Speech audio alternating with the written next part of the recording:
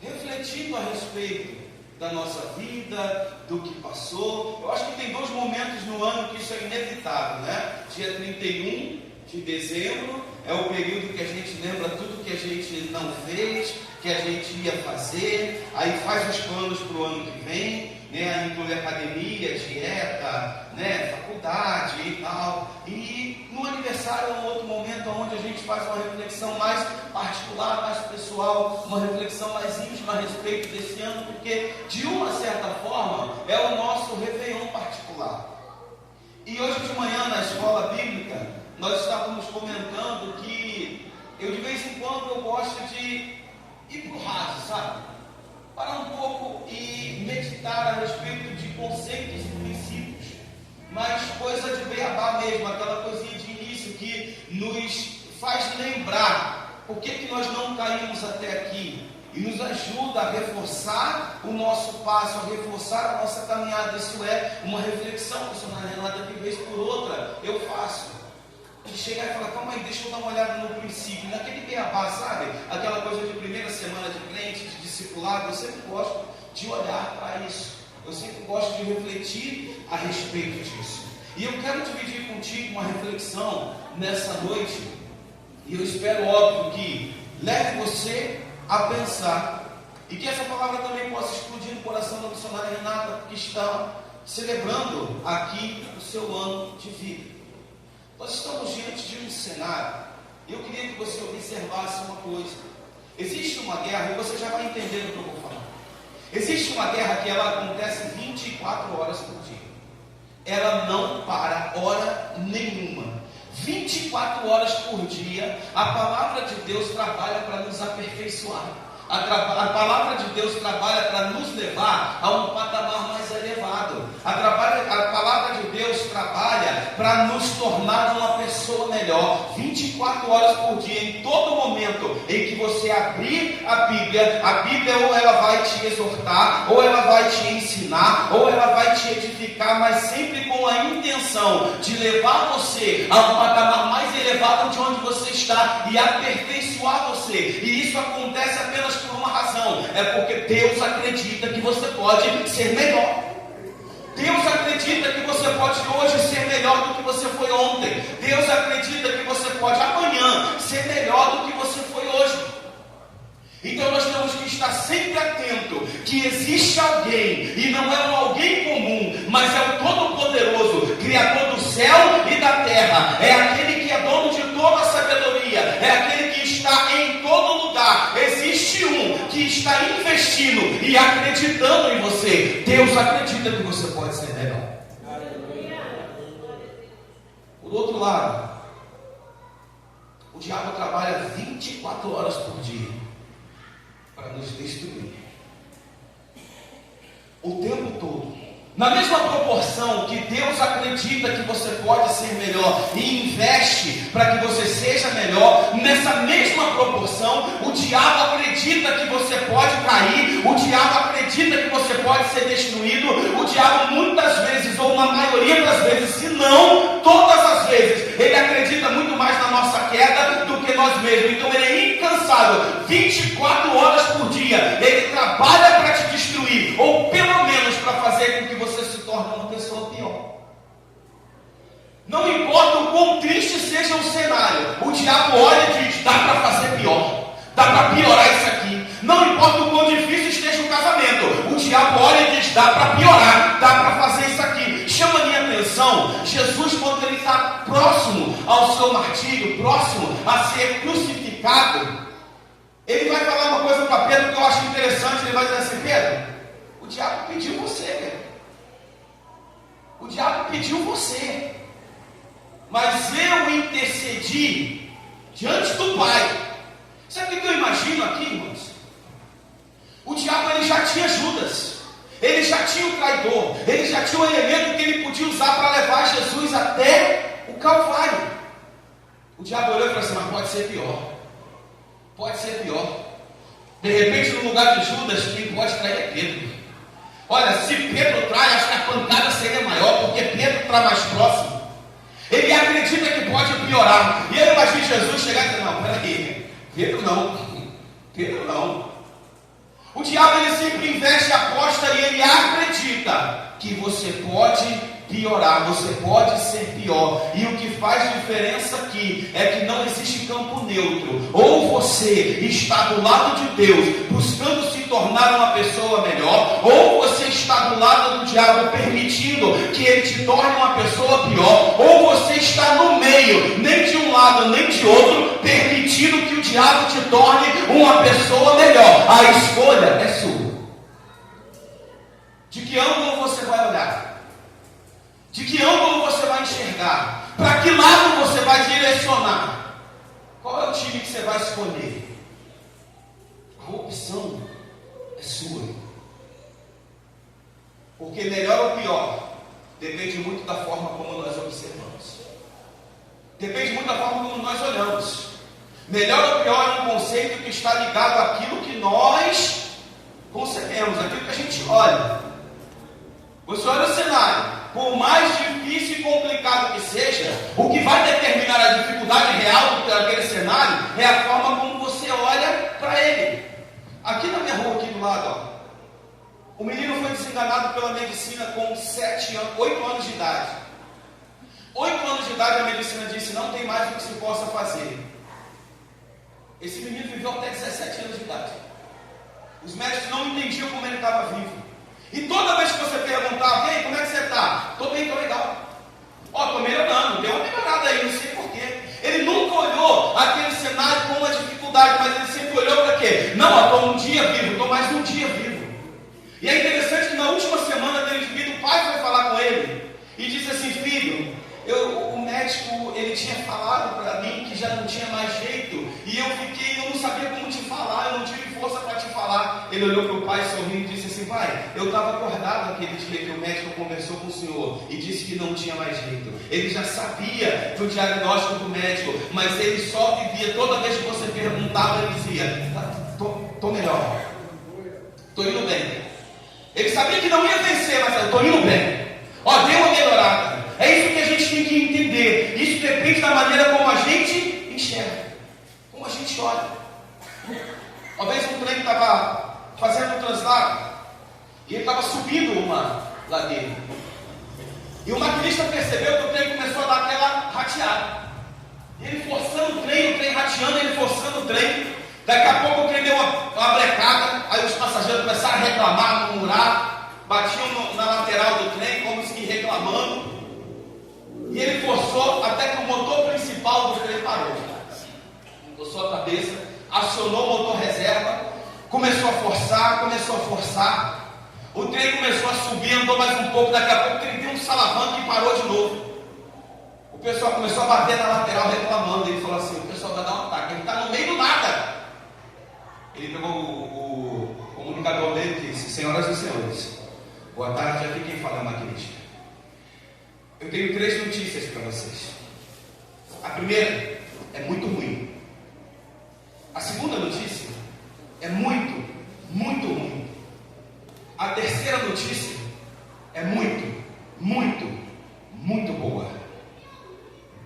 A primeira notícia, muito ruim, é que o motor principal do trem iniciou. Não dá partida. A segunda notícia, muito, muito ruim, é que o motor reserva, o segundo motor, também iniciou. Não dá partida. E a terceira notícia, que é muito, muito, muito boa, é que nós não estamos em um avião. Poderia ter sido pior. Poderia ter sido pior. Então somos nós que vamos desempatar esse jogo através de quê? Da nossa atitude. Tem um personagem nesse texto aqui que eu gosto de olhar e observar sempre para ele. A carta aos Colossenses, ela foi escrita provavelmente entre o ano 50 e final do ano 60 depois de Cristo. Paulo, ele está preso em Roma na sua primeira prisão. E a primeira prisão de Roma, ela tem uma característica específica, porque não é uma prisão militar. Paulo está em uma prisão domiciliar. Paulo está em uma casa aonde todos os dias os guardas ficam tomando conta. Ele não pode sair, mas ele não está impedido de se comunicar. Essa prisão aqui não é uma prisão política, essa prisão aqui é uma prisão mais religiosa. Essa prisão aqui não é política, ou seja, Paulo ainda está como cidadão romano, então ele não podia apanhar, ele não podia ser amordaçado, calado, não podia sair, mas ele estava preso. Ele vai escrever aos Colossenses dentro desse cenário, e chama a minha atenção que ele vai fazer uma saudação aqui, e ele traz no texto um personagem que vai aparecer aqui pela primeira vez. Ele vai dizer: saúda-vos o médico amado e Demas. Eu acho interessante porque parece que Demas está chegando no cenário, porque para Lucas ele tem uma característica, para Lucas ele tem uma qualidade, para Lucas ele tem uma especificação. Mas olha, saúda-vos Lucas, é médico e é amado. Lucas é próximo. Aí tem uma vírgula ali no texto, e em seguida ele vai dizer: e Demas. Demas está chegando agora, e ele não é inserido com nenhuma característica. Talvez Paulo devia estar pensando assim: tomara que alguém pergunte quem é, que eu vou dizer que esse cara é um cara que chegou agora, que acabou de converter e está voando na fé, está do lado ali, evangelizando, cantando, pregando, louvando, adorando ao Senhor, limpando a igreja, varrendo, limpando o banheiro, trabalhando na obra. Tomara que pergunte quem é esse Demas, porque esse cara chegou chegando. Ele cita Timóteo na sua saudação inicial, cita Lucas na sua saudação final, todos eles caracterizando, mas Demas ele simplesmente traz o nome. E Demas está chegando, pastor Paulo. Chegou agora. Chegou chegando. Dentro desse mesmo contexto, dentro desse mesmo período, ainda nesta prisão em Roma, prisão domiciliar, Paulo vai escrever a sua segunda carta, ou vai escrever uma outra carta, perdão, um pouco depois da carta aos Colossenses, mas não tem 5 anos de distância de uma carta para outra. Talvez não tenha 5 meses de distância de uma carta para outra. Ele vai escrever uma outra carta, ele vai escrever a Filemon. E lá no capítulo 1, no verso 23, ele vai dizer assim: olha, saúdam-te Epáfras, meu companheiro de prisão por Cristo, Marcos, Aristarcos, Demas e Lucas, meus fiéis cooperadores. Percebe uma evolução aí? Percebe uma evolução aí? Demas ganhou um time, Demas foi inserido num grupo, e Demas agora ele ganha uma característica. Demas agora não é simplesmente Demas, mas Demas agora está inserido num grupo, está inserido em um contexto, e esse contexto ele é fiel, é ser cooperador. Gente, entenda bem uma coisa, falar de cooperador do Evangelho hoje é uma coisa. Quando a gente fala que você coopera na obra, o que você pensa? Evangeliza, trabalha na obra, limpa, canta, ensaia, participa do grupo. O colaborador da obra hoje em dia tem um contexto. Naquela época, os caras voando na fé, pastor João.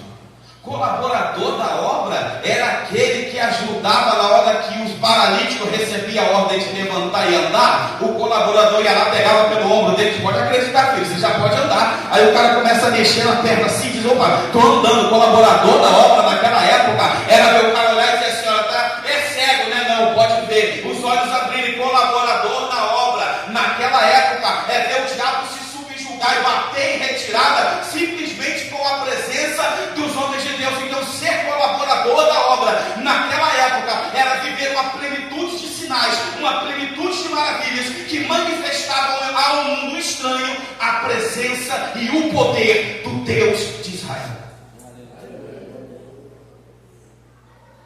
Ser colaborador naquela época era ver cego enxergar, morto ressuscitar.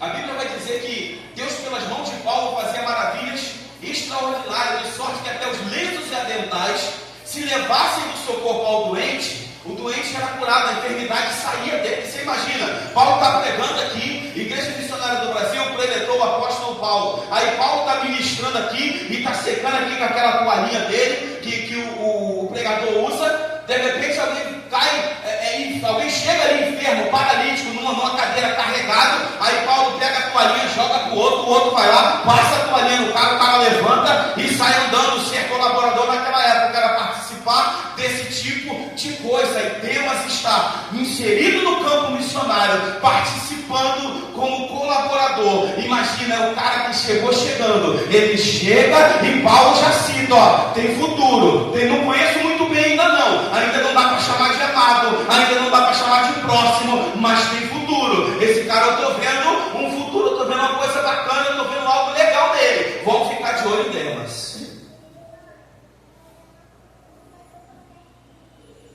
O tempo vai passando e Demas está inserido.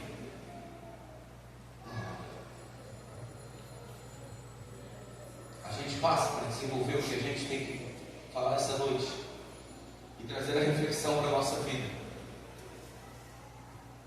A segunda carta de Paulo a Timóteo tem um contexto totalmente diferente da primeira. Na segunda carta de Paulo, Paulo também está preso. Paulo também está em Roma. Diferente disso, Paulo agora está em uma prisão política.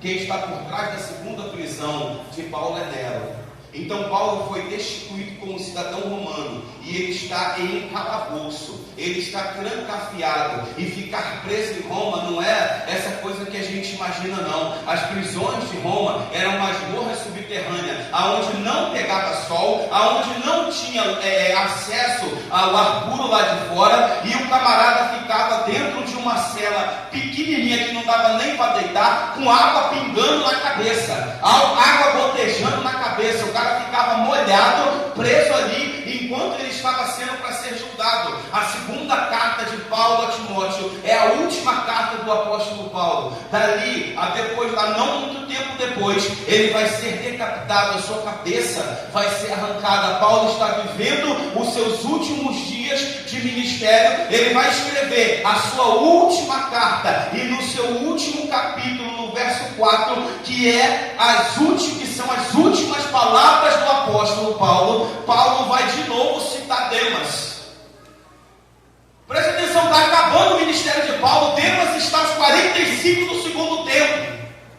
Demas está em ponto de arrebentar, de fechar a história com chave de ouro. Começou bem, chegando, foi inserido no grupo, começou a trabalhar, é chamado de cooperador, é citado de novo numa carta, é referenciado como um fiel colaborador. Mas aí Paulo está partindo para encerrar, está partindo para entregar a sua carreira, está partindo para acabar a sua caminhada. As últimas palavras, essa é a última vez que Paulo vai ter a oportunidade de citar a respeito de alguém. É a última vez que Paulo vai ter a oportunidade de escrever para uma igreja. É a última vez que Paulo vai ter a oportunidade para se comunicar com o mundo. E Paulo vai dizer no capítulo 4, verso 9 para Timóteo, ele vai dizer: Timóteo, procura vir ter comigo depressa.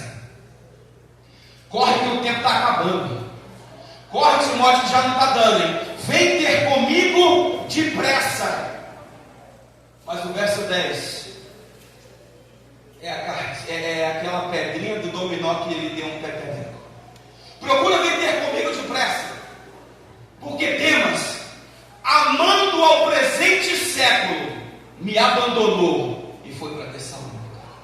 Era o momento de Demas marcar a sua história de maneira positiva, como alguém que foi fiel até o final, como alguém que estava ali, como alguém que se manteve firme, como alguém que honrou ou retribuiu a forma como ele foi honrado, aceito, inserido.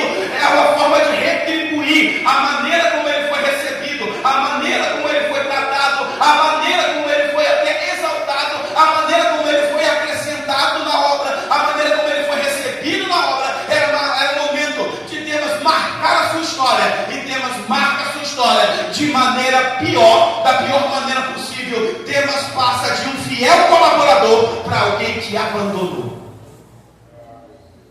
Entende isso aqui, gente? Paulo está velho, Paulo está doente, provavelmente Paulo está cego, Paulo está preso em uma masmorra, com água pingando na cabeça.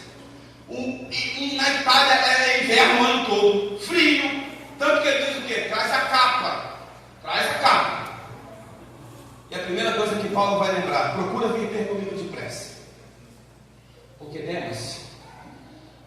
ao presente século. Me abandonou. Me abandonou. Percebe que o motivo dele pedir urgência a Timóteo não é porque o tempo está acabando. O motivo dele pedir urgência a Timóteo não é porque ele precisa da capa, não é porque ele precisa dos livros. Que ele vai dizer, quando vier, traz os livros e traz os pergaminhos, mas tudo isso ele fala depois. A primeira coisa que ele diz, procura vir ter comigo depressa, porque Demas me abandonou. Timóteo, procura vir ter comigo depressa, porque eu estou sentindo o pior sabor que eu poderia sentir. Eu estou sentindo o sabor do abandono, eu estou sentindo o sabor da pessoa virar as costas para mim. Procura vir ter comigo depressa.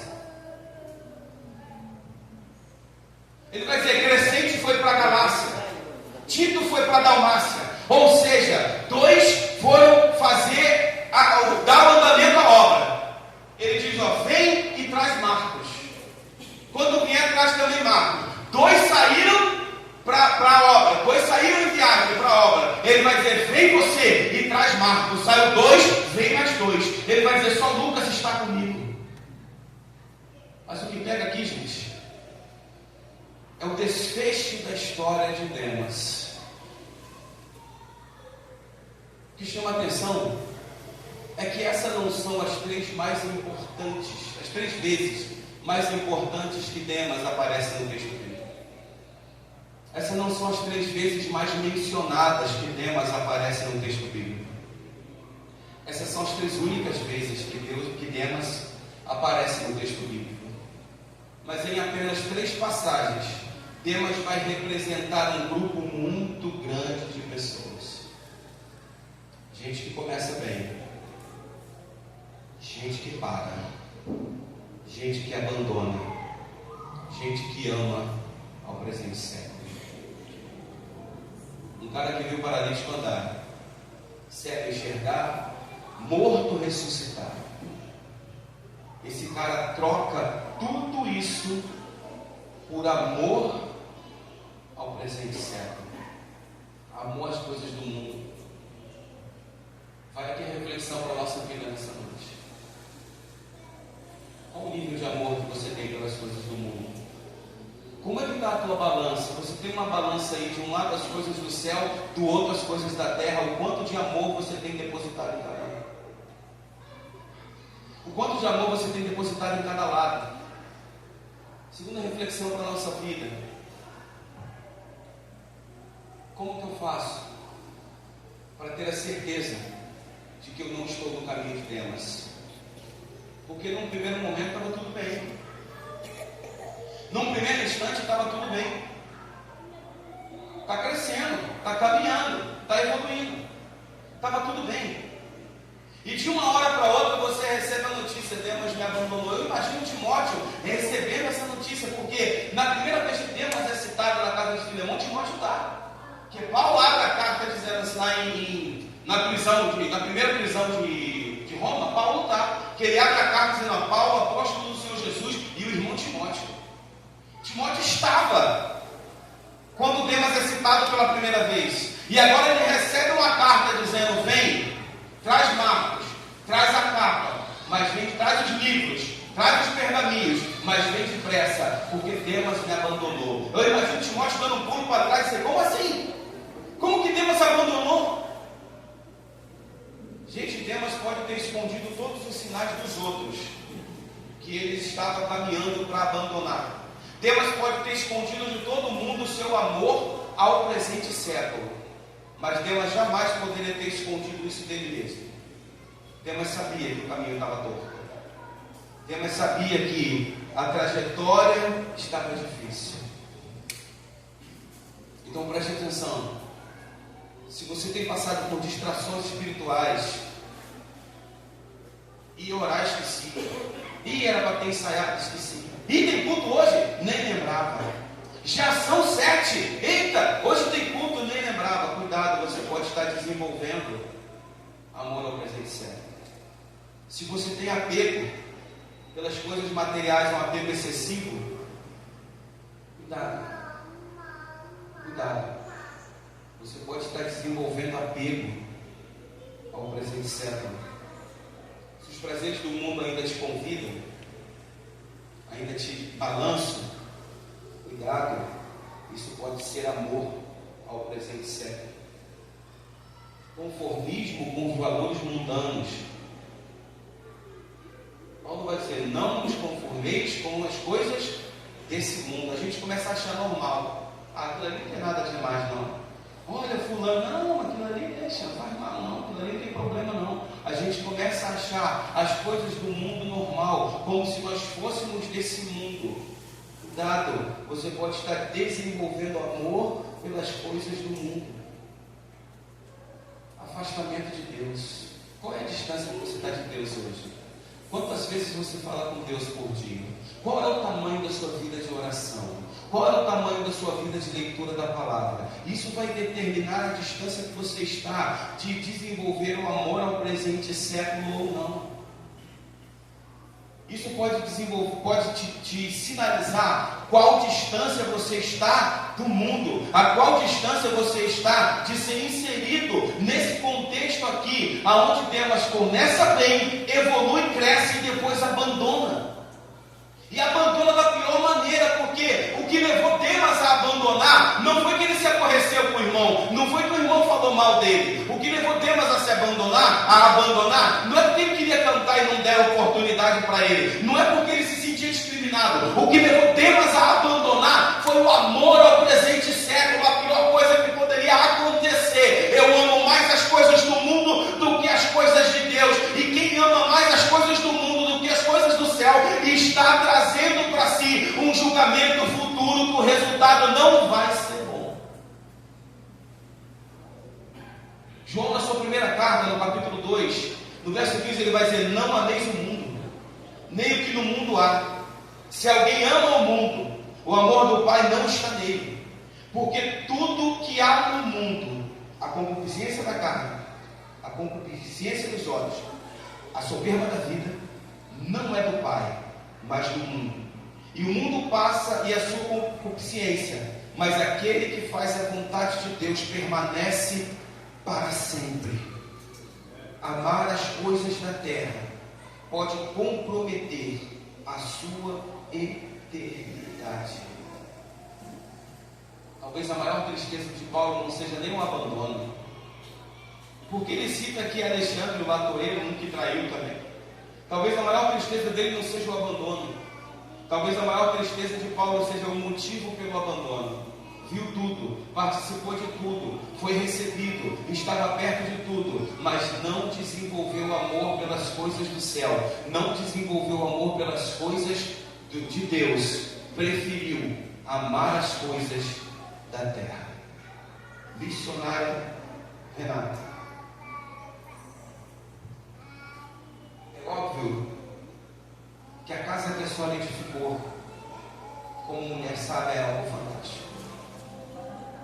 A família que a senhora constituiu ao lado do bispo é algo fenomenal. O casamento que a senhora mantém é algo excepcional. A admiração que a senhora tem da sua igreja não é algo injustificado. É óbvio que a obra das suas mãos é algo abençoado e abençoador. Mas eu digo para a senhora sem medo de errar: de todos esses 15 anos que se passaram, de toda a sua história, o que com certeza mais pesou, o que com certeza mais contou e o que com certeza mais alegrou o coração de Deus é que a senhora não abandonou. É que a senhora não abandonou. Porque eu imagino o coração de Jesus Cristo olhando e dizendo: não tinha mais o que fazer. Faltou o que, gente, o que Jesus fez? Faltou o que do que Jesus fez? Para que a gente pudesse firmar o passo e nunca mais largar esse Jesus. Precisava fazer mais o quê? Eu acho interessante, eu já citei isso aqui. Eu acho interessante que Jesus, ele chega, se apresenta diante dos seus discípulos e Tomé diz assim: se eu não ver a marca, eu não vou acreditar, eu quero tocar na marca. Gente, se a gente fosse Jesus, irmão, o que eu tinha que fazer para você se converter? Eu fiz, quer, não quer, meu irmão, dá um lugar para outro. Mas Jesus diz: o que você precisa? Precisa ver? Precisa tocar ainda, depois de tudo que eu fiz? Depois de tudo que eu fiz, você ainda precisa tocar para ter a certeza que eu estou vivo? Toca aqui, vai. Se é para te levar para o céu, eu faço mais esse esforço. Se é para te levar para o céu, eu faço mais esse esforço.